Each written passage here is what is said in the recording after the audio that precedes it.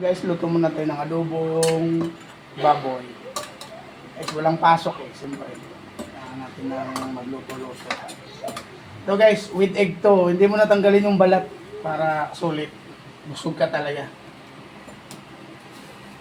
Adobong baboy with egg na walang tanggalan ng balat.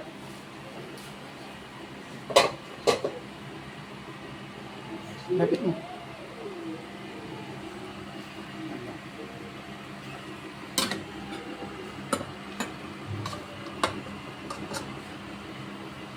Ang bango guys, ang bango ng balat ng itlog pag naluto mo parang crispy. Saan mo?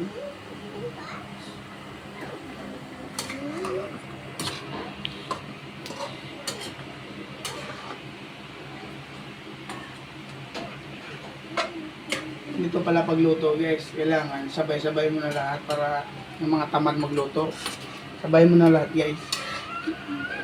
Isang lutuan na lang, hindi yung may ano pa, chuborichi pa.